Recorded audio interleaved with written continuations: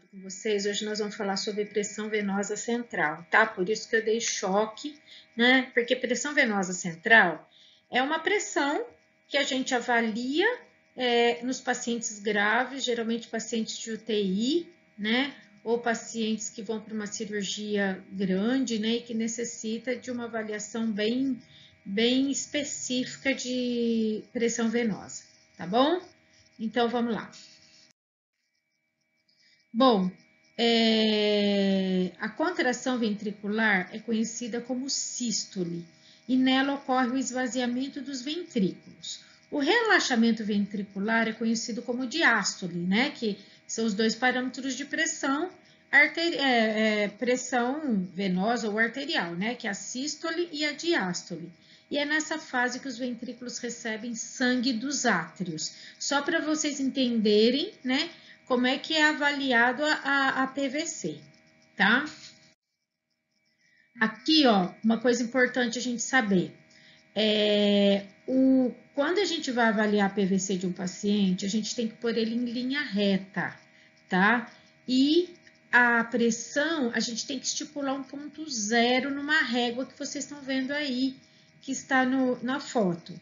Então, esse paciente, ele precisa o tempo todo que estiver com essa pressão venosa central, ficar nessa posição onde, né, o nível do átrio direito fique no ponto zero da régua?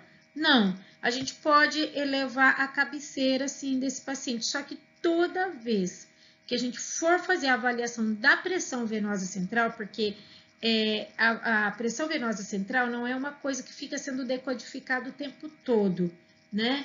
Então, cada vez que a gente vai fazer essa avaliação, aí sim a gente tem que deitar o paciente, manter ele, o átrio direito dele, né, o coração no nível zero da régua, tá? Mas fora esse momento, a gente pode levar a cabeceira, só que se a gente fizer essa medição com ele elevado, vai dar totalmente errado, tá bom? Aqui, ó, nós temos dois tipos de PVC, né? As mais modernas hoje é com transdutor eletrônico, que nem vocês estão vendo aí nessa segunda foto. Mas alguns hospitais ainda usam com uma coluna de água, né? De soro, na verdade, tá bom? Então, pode ser feito de uma maneira ou de outra. Lógico, gente, o transdutor eletrônico é muito mais fácil de decodificar, não tem que ficar montando aquele monte de coisa, né? Porque coluna de água é uma trabalheira, tá? Mas dá para fazer também. Aqui, ó, é estipulando o ponto zero, tá vendo? O braço do paciente, ó, a altura do coração, essa régua laranja que vai até o ponto zero do suporte de soro, pode ser? E aí é que tem que ficar o ponto zero. Toda vez que o paciente que a gente for decodificar essa pressão, ele tem que estar nessa altura aí. Se mudar a altura da cama, de tudo, tem que fazer de novo. Senão a gente acaba perdendo, tá? A gente tem um parâmetro que não é real. Bom, a PVC é uma medida hemodinâmica, né, frequente em UTI, é o que eu falei para vocês, a gente não faz uma medida dessa em pacientes que não sejam graves, né, e é determinada pela interação entre o volume intravascular, né, a função do ventrículo direito, o tônus vasomotor e a pressão intratorácica, tá? Então, ó, é instalado, né, um catéterzinho que vai lá na veia do paciente central, né? Mas esse catéter não pode chegar até o átrio, tá? Porque se chegar até o átrio, a gente começa a ter alguns problemas. O principal propósito de mensurar uma PVC é estimar a pressão diastólica final do ventrículo direito, para ver se ele está conseguindo realmente bombear todo o sangue, né? A PVC é obtida através de um catéter locado na veia cava superior, que eu falei para vocês, né? E o catéter central com uma ou duas vias para mensurar a PVC é mais indicado, e o catéter de duas vias de duplo lumen, esses são os mais utilizados, tá? Então, ele vai lá dentro, né, da veia cava superior, mas não chega até o átrio, tá bom? As principais vias de acesso para chegar até a veia cava superior é a veia braquial, a veia subclávia ou a jugular, tá bom? A mensuração da PVC é realizada através de uma coluna de água, né, ligada a um transdutor de pressão, ou manualmente através de uma régua, tá? É o que eu falei para vocês naquela foto passada, tanto faz.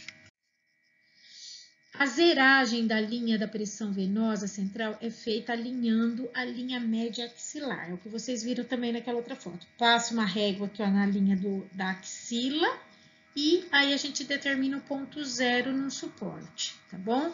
Para pacientes entubados, isso é importante saber, hein? Para pacientes entubados, a medida da pressão da PVC, ela tem que ser realizada no final da expiração. E os pacientes em ventilação espontânea, né?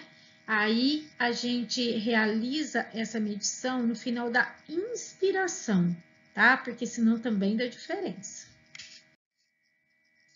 Os valores normais de uma PVC são de 2 a 8 milímetros de mercúrio, se for num transdutor de pressão, e se for no manual, né, naquela régua lá de solução salina que eu falei para vocês, é de 3 a 11 milímetros de mercúrio, tá bom?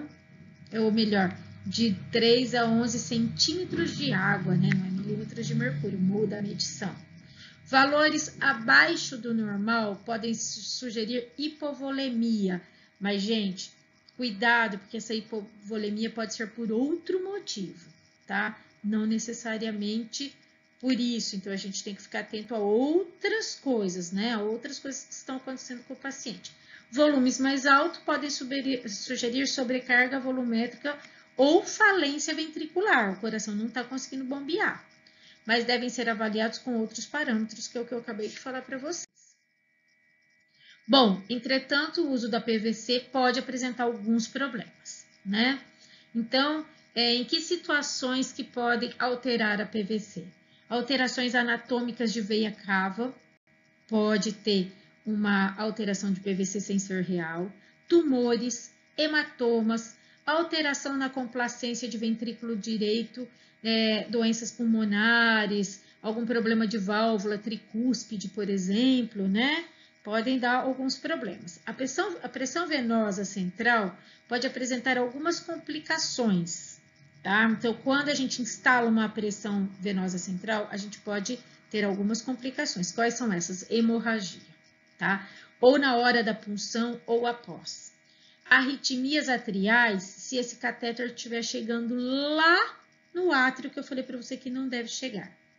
Infecções, porque é uma punção central, né, gente? Se não tomar cuidado, não fizer de técnica séptica, pode ter infecções.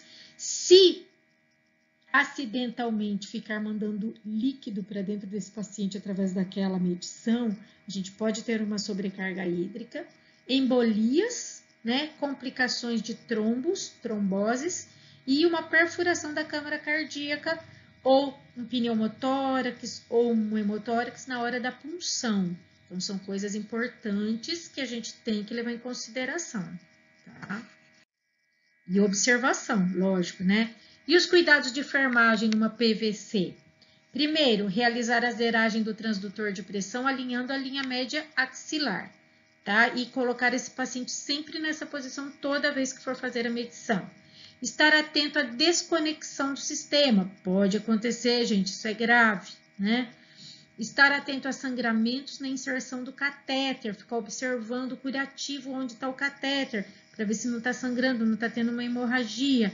Avaliar o local, para ver se não está tendo uma infecção do sítio onde foi feita a punção. Manter curativo estéril, manter a bolsa pressurizada em 300 milímetros de mercúrio, né? Isso daí depois eu explico para vocês durante a aula, para vocês entenderem um pouco. Realizar a troca do equipo do transdutor de pressão a cada 72 horas, ou, né, conforme o protocolo do hospital. Realizar a troca de solução do soro, que fica ali na régua a cada 24 horas, né? Para realizar...